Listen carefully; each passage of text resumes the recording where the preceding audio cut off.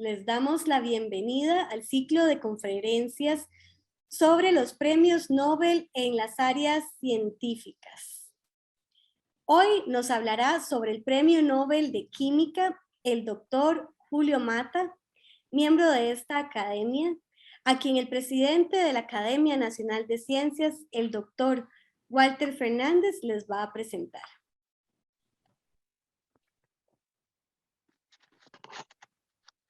Buenas tardes. La Academia Nacional de Ciencias, Costa Rica, les da la más cordial bienvenida.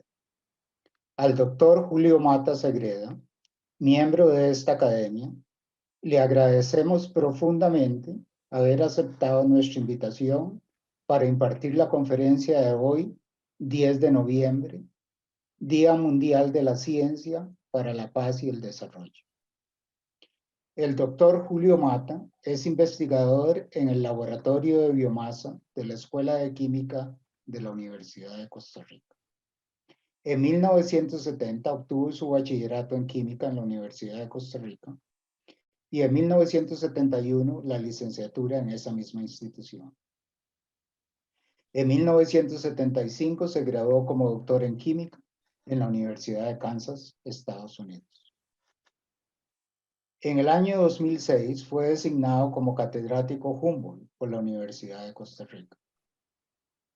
El doctor Mata investiga los mecanismos de reacciones químicas y bioquímicas, en particular de reacciones de transferencia de asilo, la catálisis heterogénea y enzimática, los efectos hidrofóbicos, la bioquímica de procesos post cosecha y el uso racional de la energía y desarrollo de materiales de origen vegetal, alternos a derivados de petróleo.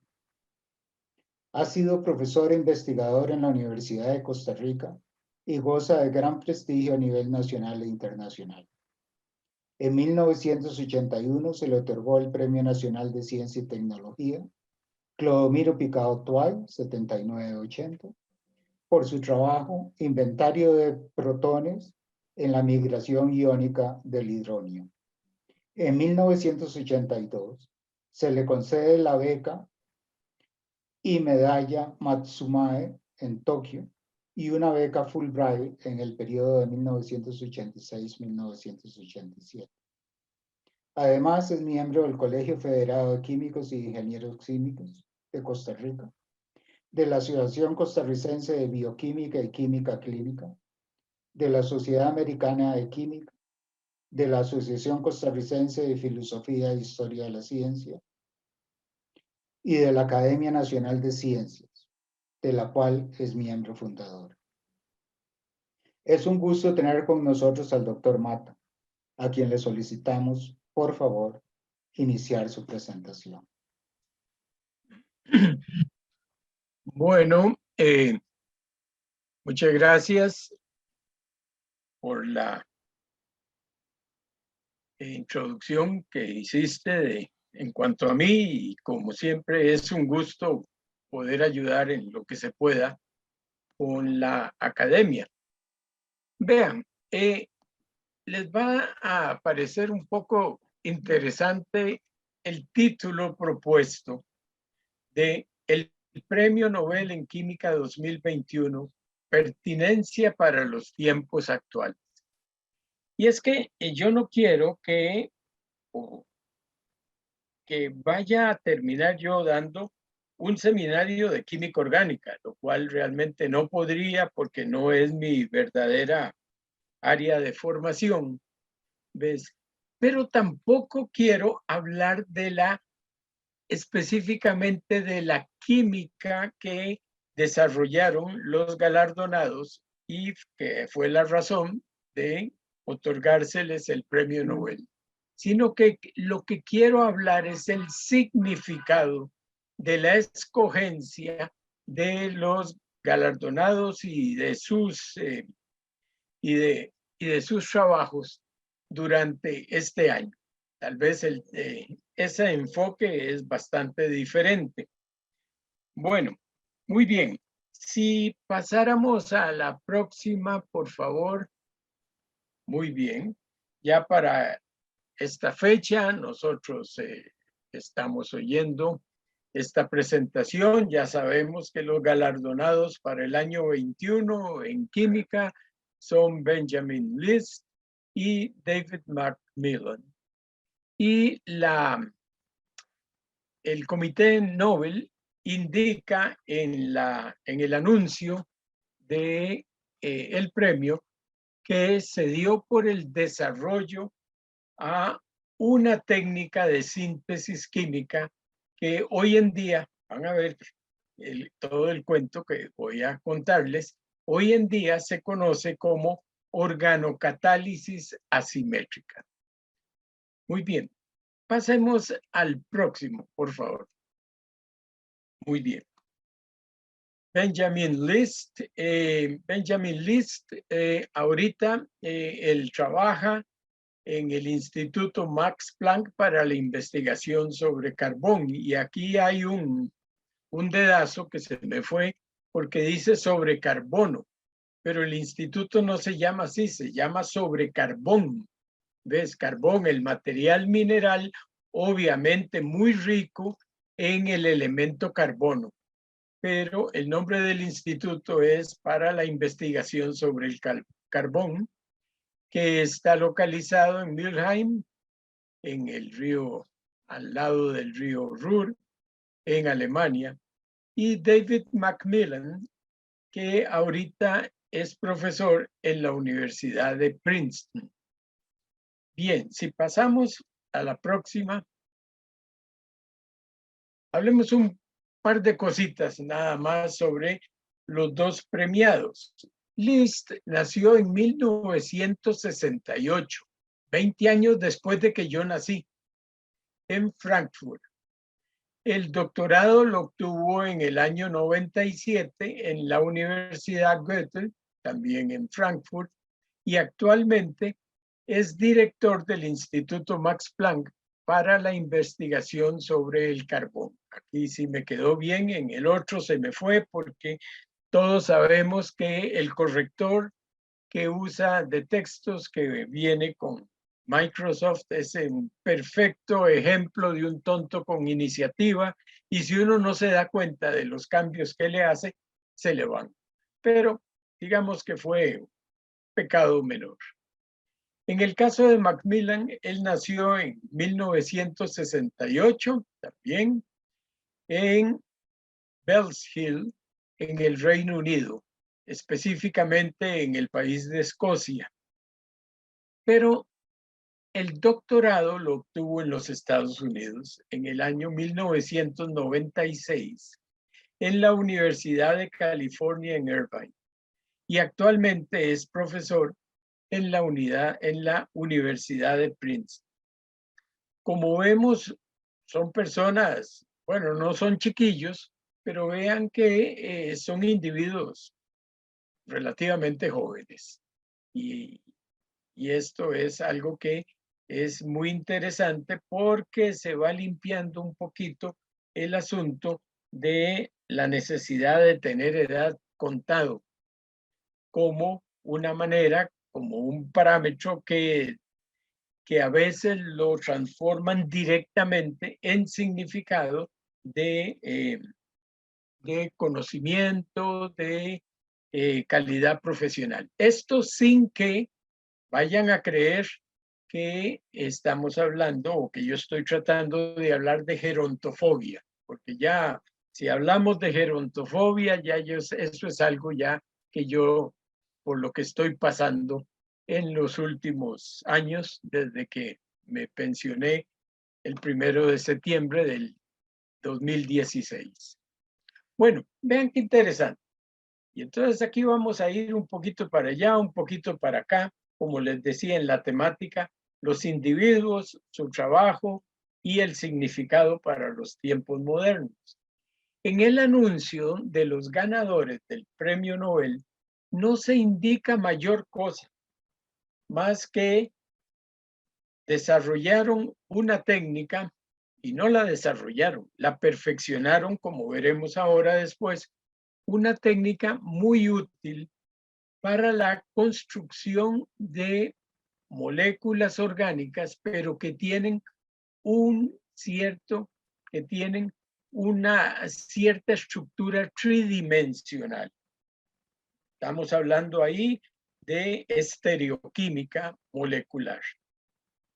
Pero realmente el anuncio no indica mayor cosa y tampoco indica más que es algo muy importante, muy bueno, etcétera, pero no lo pone en el contexto de los años estos en que estamos pasando en esta última década.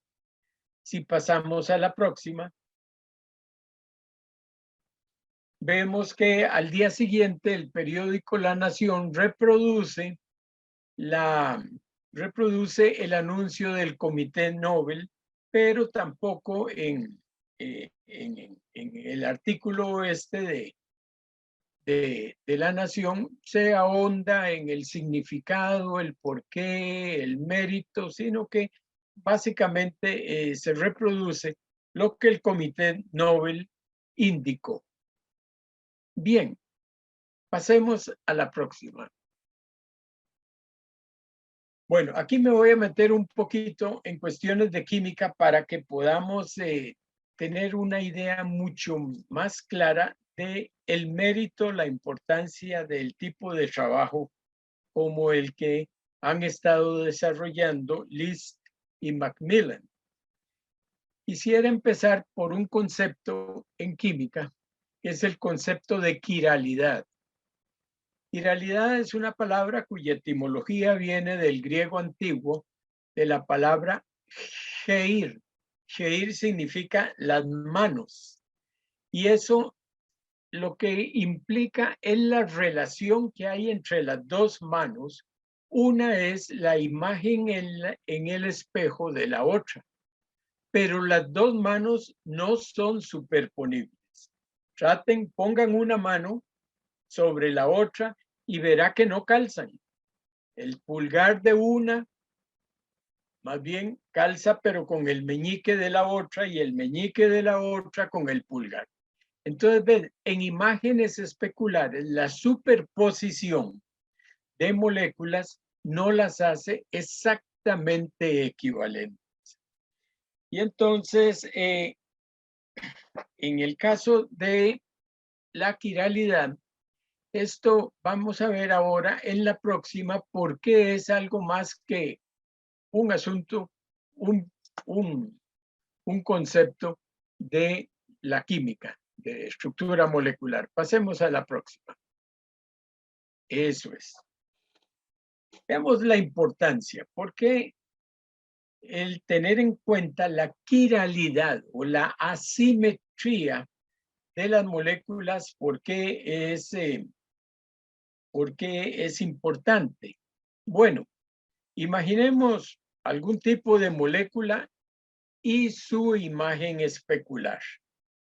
En muchos casos, solo una de las dos versiones estereoquímicas tiene las propiedades que se buscan, ya sea que se trate de un material industrial o que se trate de un medicamento sobre todo.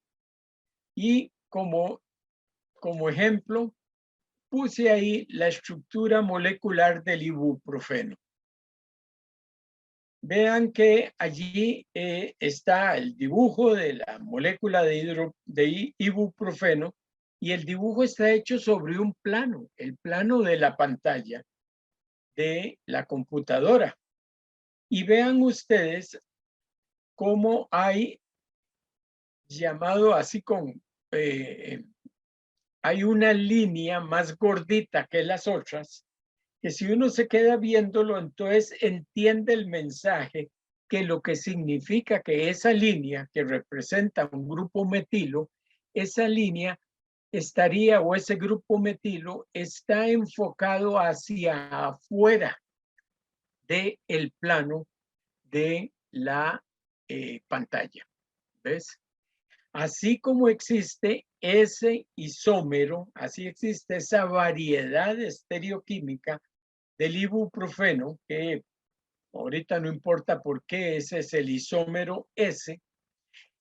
El isómero R, que sería con ese grupo metilo, pero apuntando al interior de la pantalla, es el otro isómero, no tiene las propiedades farmacológicas del ibuprofeno del ibuprofeno de estereoquímica S.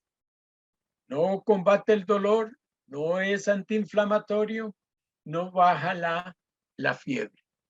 Entonces, ves, aquí hay un ejemplo de la importancia de tener en mente el poder controlar cuál es el resultado de la asimetría de una sustancia generada en una cierta reacción química.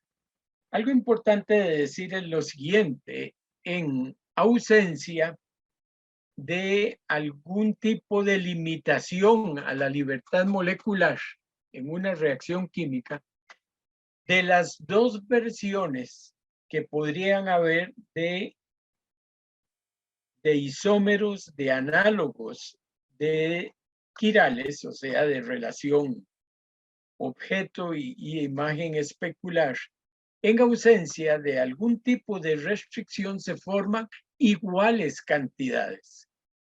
Y entonces imagínense ustedes el problema que significa una compañía farmacéutica que produzca ibuprofeno, pero que 50 y 50% sean las dos variedades. Solo 50% de ese ibuprofeno va a tener la actividad farmacológica buscada. El otro es simplemente carga para el pobre hígado para transformarlo y excretarlo. ¿Ves? Y esto como un ejemplo más de cotidiano, pero igual hay muchos ejemplos que podría uno hablar de propiedades de productos industriales.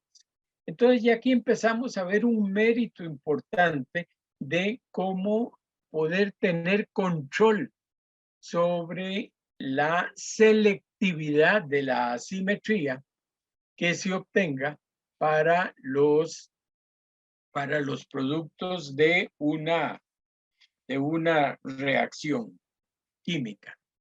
Bien, pasemos al próximo. Ahora sí, vea qué interesante. Organocatálisis, ya vamos a la palabra esta, organocatálisis asimétrica. La organocatálisis, como dice ahí el caso asimétrico, o sea, ya calificada con el adjetivo, pues es una técnica que busca obtener productos que tengan cierta configuración espacial, que no sea ese 50 y 50% que se esperaría como algo que exige, como una exigencia de la segunda ley de la termodinámica, ¿ves? O sea, elevar al máximo las posibilidades de libertad molecular, sino que de alguna manera lo que hace es generar solo o por lo menos mayoritariamente una de las formas estereoquímicas. Este tipo de catalizadores, llamados en este caso organocatalizadores asimétricos, excluye el uso de enzimas que de por sí en muchos casos son materiales muy caros, y el otro de catalizadores sobre todo constituidos por átomos de elementos metálicos pesados y tóxicos. Entonces, ves, ya vamos viendo, puchica, qué bueno que es este tipo de orientación del trabajo de los dos grupos de investigación liderados por los dos galardonados por el Premio Nobel. Bueno, pasemos a la próxima. Entonces vean que la organocatálisis asimétrica es, además de ser una simple técnica de síntesis química estereoselectiva, o sea que selecciona uno de los posibles, o a veces más de los posibles formas espaciales de una molécula, vean también que implica limpiar la industria química de productos finos. Por ejemplo, en la industria química farmacéutica. ¿Por qué? Bueno, por un lado, el asunto más tecnológico y económico no requiere de enzimas caras y tampoco, como decía hace un rato, de catalizadores de elementos metálicos pesados y generalmente tóxicos. Si usted dice, bueno, eso suena bien. No, vean que es más que bien. Vean ustedes que el proceso se vuelve más limpio. ¿Por qué? Porque el proceso libera a las personas que trabajan en ese proceso químico, los liberan de la exposición de productos que incluyen átomos de elementos pesados. Eso por un lado. Por otro lado, vea qué interesante. También se elimina la contaminación, aunque sea chiquitica, pero no importa, la contaminación del producto final con metales pesados, sobre todo imaginémoslo en el caso que los productos finales sean medicamentos. ¿Qué otra cosa importante y que yo no vi que le hiciera mucha bulla ni el Comité Nobel y pues bueno, tampoco la Nación?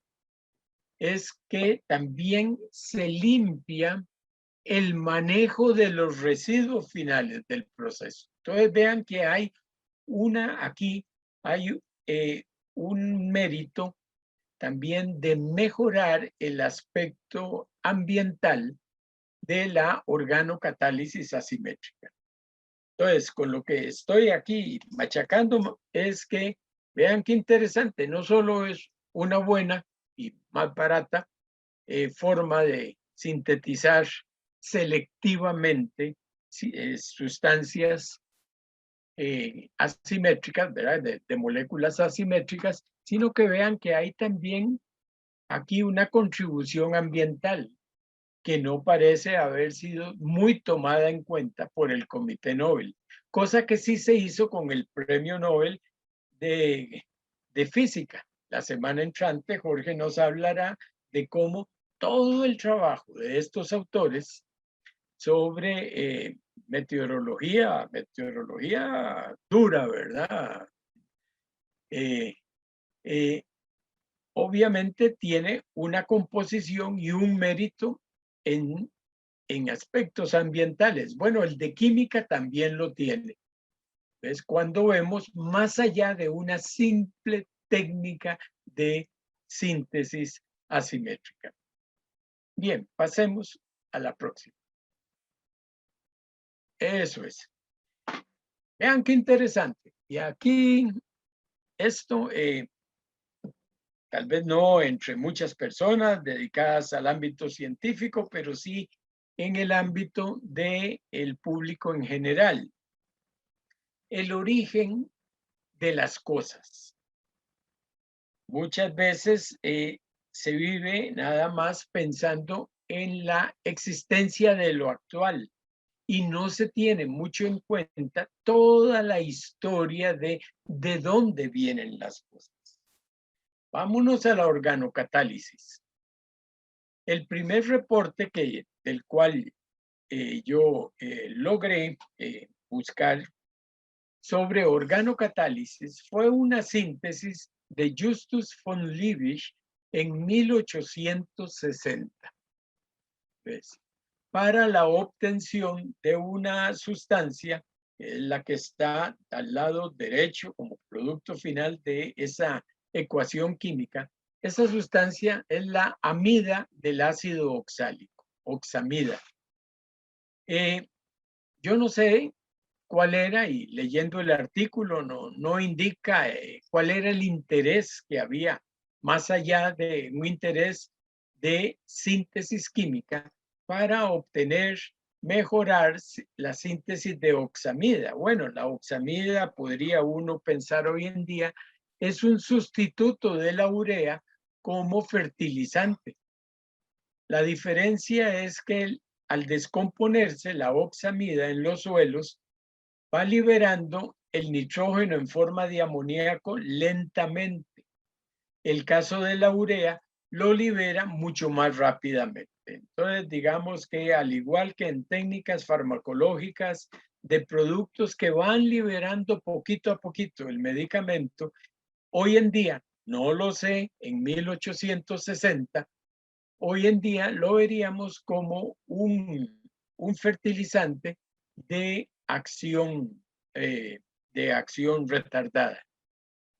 Bueno, lo interesante es, vean ustedes, dice debajo de la ecuación química, que el agente organocatalítico usado por Liebig fue el acetaldehído. Y entre paréntesis está la fórmula química del acetaldehído. Bueno, usted dice, sí, pequeñito, 2 carbonos, un oxígeno, 4 átomos. No, veamos algo un poquito más terrenal del acetaldehído. El acetaldehído es, para que veamos lo sencillo de esa estructura, visto de esta manera, es el primer producto del metabolismo del etanol, ¿verdad? Ustedes echan un tapiz y el alcohol, el etanol, es procesado en el hígado a acetaldehído. Bueno, con esto que digo, pues simplemente es una manera de ejemplificar lo sencillo que es el agente organocatalítico que usó Liebig en 1860. Bueno, entonces, desde esa época ya se puede ir pensando en que se conocía la técnica de la organocatálisis, o sea, catálisis de catálisis llevada a cabo por sustancias orgánicas muy sencillitas. Vámonos a la próxima. Muy bien. 69 años después, Langenbeck vuelve a tomar el interés del trabajo de Liebig y profundiza en el uso del acetaldehído para la síntesis de la oxamida. Pero vean ustedes que a veces las cosas son lentas, pero realmente lentas. Son 69 años lo que pasó entre el primer trabajo de Liebig y el de Langenbeck. Bueno, cuando usted se lee ahí, y a veces muy vacilón, hay que tener el diccionario a la par porque hay palabras que hoy en día no se usan, o por lo menos yo no las conocía, y hay que estar buscando qué significa y buscar ahí un sinónimo más contemporáneo, pero tampoco dice por qué el interés de la síntesis de la oxamida. Bueno, entonces vean que la cosa va lenta y es importante tener en cuenta que todo proceso, como decía Einstein, ocurre a lo largo de la línea del tiempo. Bueno, si nos vamos a la próxima, pero en la próxima, a ver, eso, pero en la próxima nos echamos para atrás. Figúrense que la organocatálisis ha sido bien conocida, solo que era un concepto que era innominado, no tenía un nombre, ¿verdad? Eso de organocatálisis. No. Bueno, y les voy a contar algo más de tipo anecdótico. Yo me imagino que un químico orgánico se sentiría muy ofendido de que yo no lo supiera, sino hasta ahora, ojo a la confesión que estoy haciendo, hasta ahora, en este annus horribilis que tenemos de pandemia, hasta ahora yo conozco ese término de la organocatálisis. Tanto en los cursos de química orgánica, sobre todo química orgánica 2, química orgánica 3, aquí en Costa Rica, como 2 cursos de síntesis orgánica, uno que llevé con don Rodolfo Ardón aquí en Costa Rica, y luego un curso de síntesis orgánica que llevé en Estados Unidos para tener, cumplir con los créditos que me exigían de cada una de las cuatro áreas básicas de la química. Nosotros estudiamos la llamada reacción de Novenagel, desarrollada por otro químico alemán, Emil Novenagel, en el año 1898. La reacción de Novenagel es una reacción donde se unen sustancias de tipo aldehídos, cetonas, ésteres de ácidos carboxílicos, catalizados por aminas secundarias. Bueno, ahí sí. Yo estudiaba y tal vez voy a compartir un poco ese aspecto histórico. Tal vez así no lo enseñaban simplemente, pero no existía la palabra organocatálisis. ¿Ven? Y entonces, en esa reacción de Novenagel, como uno de los ejemplos, el catalizador siempre es una sustancia orgánica sencilla del tipo de aminas secundarias. Como dice ahí en el segundo párrafo, yo nunca fui consciente hasta ahora de que eso era catálisis. Bueno, y ahí puedo decir a mi favor, aunque no vale ante una corte, ¿verdad? Que de ahí, tal vez porque yo no era del área de la química orgánica, no lo pensaba así. ¿Ves? Pero este es un concepto y práctica muy actual. Casi que me atrevería yo a decir que es ya del siglo XXI, por lo menos un año antes del 21, en el año 2000. Como les decía, la organocatálisis era como concepto y práctica ya existía, vean ustedes, desde el 1860, solo que era innominado. Ahora, vean que yo no he dicho nada de la asimetría del producto final. He hablado nada más organocatálisis en general, pero no he hablado de la manera de cómo favorecer la síntesis de una de las variantes quirales del producto de la reacción. Pasemos a la otra, por favor. Muy bien. ¿Cómo se originó esto de la organocatálisis actual? Sobre todo la organocatálisis selectiva o asimétrica. Bueno, ambos autores empezaron a trabajar cada cual por su lado, uno en Estados Unidos, el otro en Alemania, usando el aminoácido prolina como catalizador. Ahí dibujé, bueno, reproduje, ¿verdad? Eso es demasiado arte para mí, pero ahí reproduje la forma estereoquímica, la forma asimétrica del aminoácido prolina. Vean que otra vez hay un grupo con que el enlace químico está más gordito, más rellenito, indicando que es el isómero que en donde ese grupo carboxílico está mirando fuera de la pantalla de la computadora. Ese aminoácido cataliza muchas reacciones y es selectivo para producir una de las variables estereoquímicas de la reacción en donde sea usado como catalizador. Y usted dice, sí, prolina, ¿verdad? Parece ser como una sustancia o una estructura química muy sencilla, calza con eso de organocatálisis. Bueno, déjeme decir algo más para hacerle todavía más, más sencillo, más fundamental eso de sustancias orgánicas sencillas.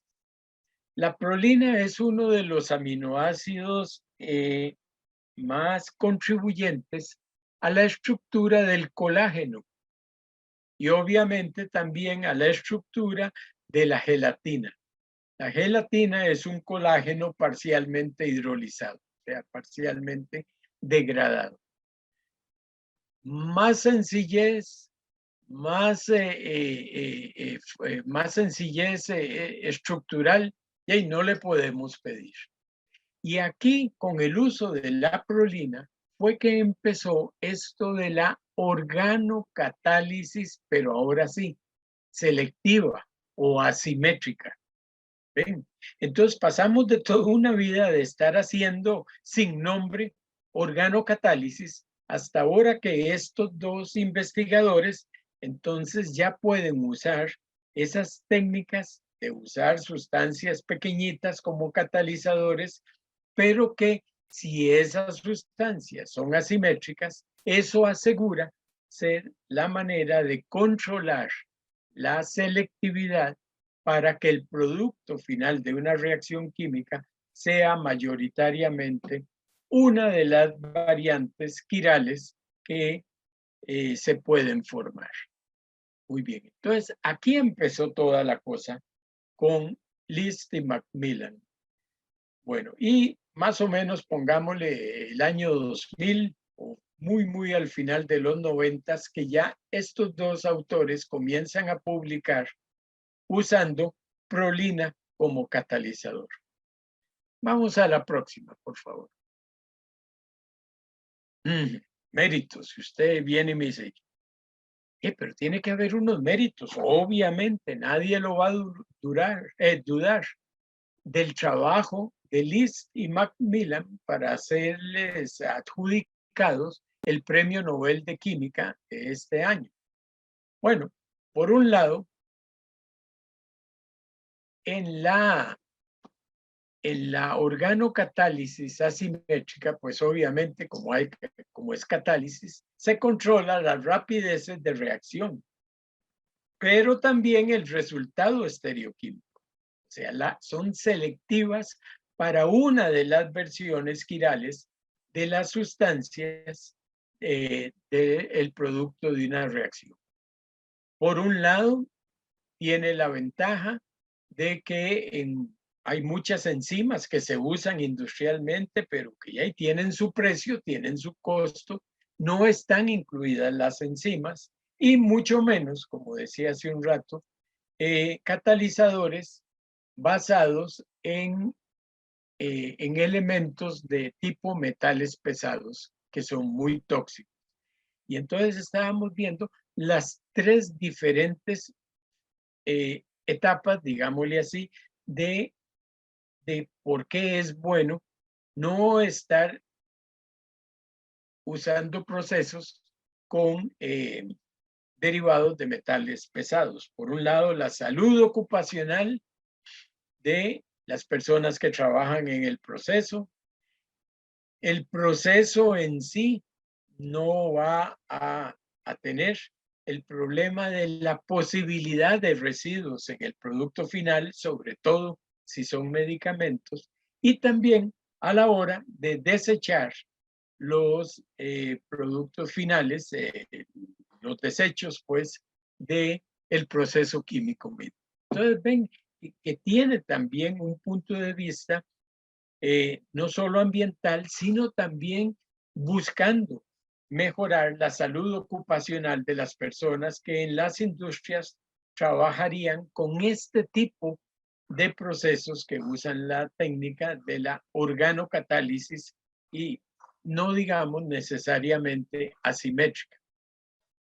Bueno, en la parte B, como dice, ahí se limpian los procesos químicos por lo indicado. Bueno, esta técnica de la organocatálisis asimétrica es fundamental en los objetivos de una filosofía de trabajo que viene de mediados de los años 90, que se llama química verde. En la química verde se busca la máxima eficiencia energética y química de los procesos. Además de eso, se busca minimizar no solo el impacto ambiental de los desechos de un proceso químico, sino también maximizar la seguridad de los productos finales. Y vuelvo otra vez a llamar al caso muy obvio de que ese producto, de esa reacción química, fueran medicamentos. Ahora, lo que no tiene minga, tiene mandinga. Esta técnica requiere de cantidades de agentes organocatalíticos mayores que en la catálisis homogénica tradicional. Pero bueno, todo tiene un costo y un beneficio. Vean que, pues de lo que he conversado, los beneficios son mayores que un costo adicional que trae el tener que usar mayores cantidades de agentes organocatalíticos.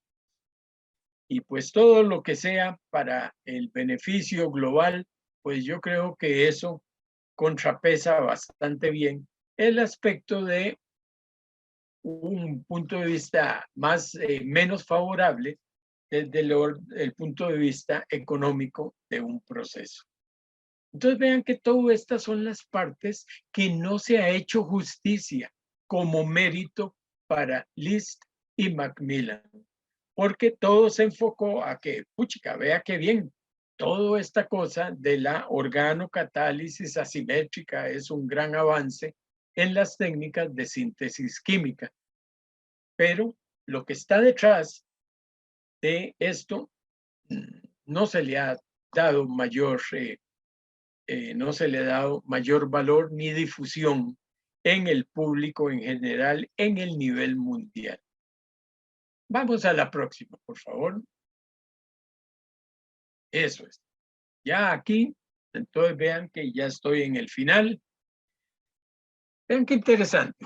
En el imaginario social se ha creído, y desde que uno está chiquitillo, se ha creído que alguien recibe el premio Nobel porque se dedica a desarrollar conocimiento ultisísimo en una cierta área científica. Pero vean ustedes en este caso, estos dos investigadores son ejemplos de que el Nobel también se puede otorgar a quien ha llevado a un elevado grado de perfeccionamiento una metodología que es mayor, que tiene de existencia más que un sesquicentenario. ¿Y para qué? Simplemente por haber hecho, no, para insertarlo en las necesidades, en la vivencia de el mundo industrial actual. Por eso decía yo que le iba a dar a esta presentación un enfoque un tanto diferente. Y solo aquí termino pues diciendo que el filósofo francés del siglo XII, Bernard de Chartres, tenía razón cuando dijo que muchas cosas se pueden hacer muy bien cuando uno se ha subido a los hombros de los gigantes. Muchas veces esa frase se le ha atribuido a Isaac Newton, pero Newton ya la tomó de, a su vez, un intermediario, que era John de Salisbury, quien a su vez fue el que indicó que el origen de esa expresión era de Descartes. Entonces, cuando él dijo que muchas cosas se pueden ver, se pueden entender cuando uno está encaramado en los hombros de los gigantes. Y la próxima es con la que cierro, ¿verdad? La próxima, espérate. Bueno, en todo caso, la próxima diapositiva es la diapositiva de cierre, donde les agradezco que por estos 20, 30 minutos me hayan dado su atención. Y pues vean que tenemos ahí dónde escoger, ¿verdad? Para ir buscando. ¿Qué prefiere uno? Al lado izquierdo, ese paisaje idílico de todo verde, un lago apacible, o el pobre oso polar que ya no le queda ni en dónde ir encaramado. Entonces vean que mucho tenemos que ir enfocando nuestros enfoques de la búsqueda de conocimiento a las necesidades reales y no conocimiento solo per se, lo cual además estoy seguro que la semana entrante vamos a tenerlo también muy enfatizado por los físicos presentadores de la semana entrante. Y aquí vean que lo pude hacer cortito. Gracias por su atención y cualquier cosa ahí me hacen el comentario. Gracias otra vez. Doctor Mata, por esta exposición tan interesante. Ahora abrimos un espacio para preguntas o comentarios, ya sea desde el Zoom o desde el Facebook Live. Pueden hacer sus consultas o comentarios. Ok, tenemos una de Carlos Vega que dice, muchas gracias por... ¿Sí? Hola, Carlos. Carlos está al otro lado del Océano Atlántico. Muchas gracias por su charla, don Julio. Un saludo de Carlos Vega y Priscila Monge desde Portugal. Aprovecho para preguntar sobre la recuperación y reutilización de estos organocatalizadores. Además, hay procesos industriales actuales que ya están basados en estos catalizadores. Muy bien. La respuesta es, empiezo por la recuperación. La recuperación es más difícil porque se hace en una sola fase, se hace en la disolución, en la mezcla de reacción. ¿Ves? Entonces, a diferencia de catalizadores heterogéneos, donde se puede recuperar el catalizador por procesos tan sencillos como una filtración, aquí se hace mucho más difícil. Eso aumenta el costo, ciertamente, pero para entrarle a la segunda pregunta de Carlos, la simpleza estructural de este tipo de catalizadores los hacen posiblemente, la palabra que voy a usar no es la correcta, pero quiero decir inocuos, pero no, tal vez inocuos no, es menos problemático, ¿ves? En un tratamiento de residuos normal. Y tercero, en cuanto a procesos industriales que yo sepa, todavía no. Ya sé de empresas que han reaccionado, pero esas son reacciones más de imagen empresarial en el mundo, sobre todo en el caso, en el ámbito de la industria farmacéutica.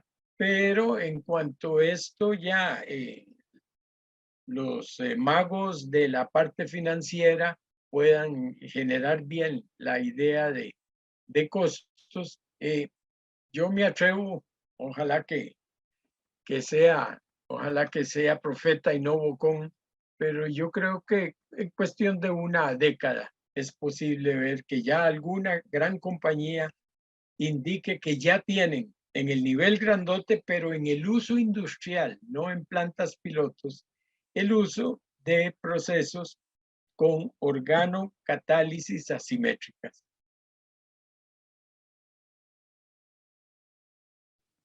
Muchas gracias. Tenemos otra consulta del doctor Jorge Amador, quien dice que fue una super charla. Y le pregunto, gracias. ¿pueden los países como Costa Rica competir con este tipo de desarrollo? La palabra es sí, en principio sí, pero déjenme contarles un milagro. No voy a contar el santo, pero sí el milagro. Un amigo pensionado, resulta que le escribe a algunas personas, incluyéndome a mí, indicando que vale la pena que gente del área de ciencias hablen con los políticos sobre ciencia. Bueno, muy bien. Y entonces yo le dije que está bien, yo tendría 2 o 3 cosas que decir y que me ponga ahí en el grupo. Bueno, y entonces él comienza con una persona que es candidato a la presidencia de la República. Y entonces, pero ese día yo tenía que estar en el laboratorio tomando unos datos y las computadoras de mesa en el laboratorio no tienen ni cámara ni micrófono. Entonces ya yo les dije que iba a estar oyendo, pero no podía intervenir. Bueno, ¿qué les quiero contar de eso? Bueno, alguien que sí puedo decir el santo, es más, es mi deber. Cuando hay algo bueno, hay que decir el santo. Un amigo que es profesor de la UNED le dice a este candidato, le dice, vea, en este país, en los laboratorios podemos hacer grandes cosas, pero el país en la realidad no tiene instalaciones del nivel de planta piloto. Así es que eso sería una parte fregada que hay que entrarle, ¿verdad? Y eso es un asunto en cierta manera política. Le toca a ese ministerio, allá al MISIT, entrar en el asunto de hacer que asuntos de este tipo que requieren ya de escalamiento sean una realidad para que no ocurra lo que en muchas cosas puede ocurrir, y que es que todo se queda, o en una publicación, todo se queda en algo peor todavía, en una tesis, en algún lugar llevando polvo. Hay otras disciplinas que tienen más suerte, por ejemplo, la medicina clínica, porque la medicina clínica es un aporte de tipo más de tipo pragmático y que puede hacerse con resultados que pueden ser vistos.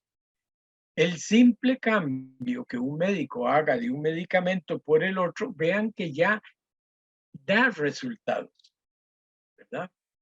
Ya da resultados positivos o no hay resultados. Ahí no se requiere de una planta piloto.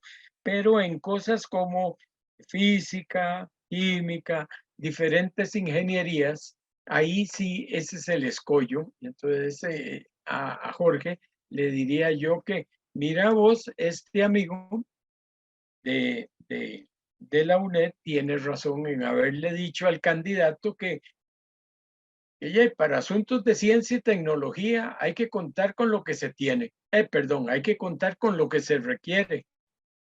Y parte de eso es tener instalaciones de planta piloto.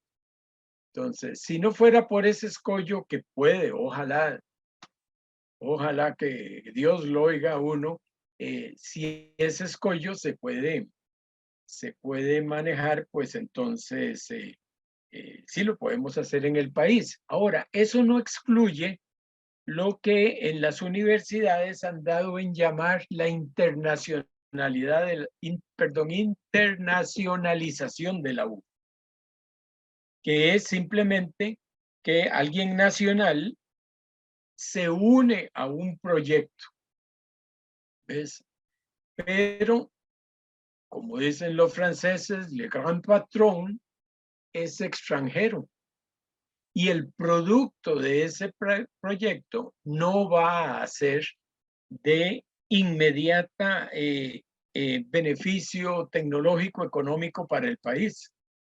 Por ejemplo, en un proyecto que don Henning Jensen me indicó que tenía que incluirme, sí, quedó muy bien, se hicieron cosas, se publicó, tenemos una patente, yo soy parte de los autores o inventores, como dicen los abogados, pero la patente no pertenece a la UCR, porque desde el inicio, ¿ves? Se tenía que, las reglas era que todos los que no fuéramos de 3 países europeos íbamos a ser, como decir, subcontratados para el proyecto, aunque uno sea coautor de la patente, ¿ves? Pero ya a la hora de las verdades, el país o la institución a la que uno pertenece es simplemente una institución colaboradora o un individuo colaborador. Entonces, sí necesitamos. Este amigo de la UNED tiene mucha razón y eso es algo que, bueno, simplemente por centésima vez, lo repito en estos últimos segundos, eso es necesario para darle a Jorge una respuesta positiva.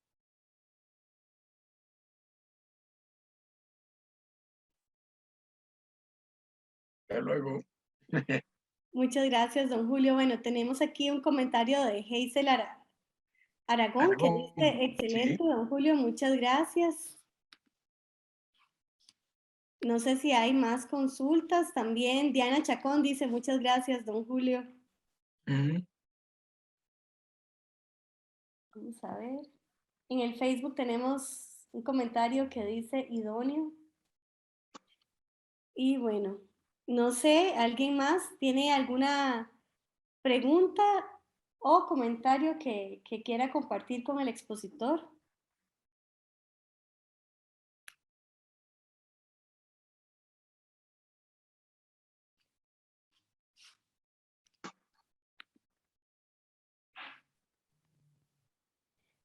En el Facebook dice Terence que muchas gracias, don Julio, por tomarse su tiempo y explicarnos tan complejo tema.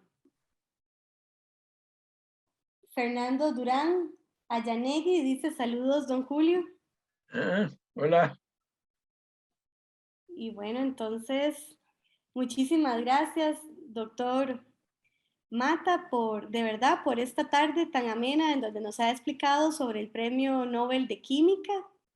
Quisiera, antes de retirarnos, invitarlos al ciclo de conferencias. La próxima será el 23 de noviembre, explicando sobre el Premio Nobel de Medicina. Medicina era. Ajá. Y el 25 de noviembre va a ser sobre el Premio Nobel de Física. Entonces, cordialmente invitados desde ya. Y bueno, me gustaría darle la última palabra para despedirse al expositor de hoy. No, nada, simplemente que es un gusto haber podido hacer esta presentación y creo que no salió mal eso de cambiarle el enfoque, ¿verdad? Más al significado y pertinencia del trabajo y no un enfoque más tradicional sobre de qué trató las investigaciones que fueron galardonadas. A todos, muy buenas tardes.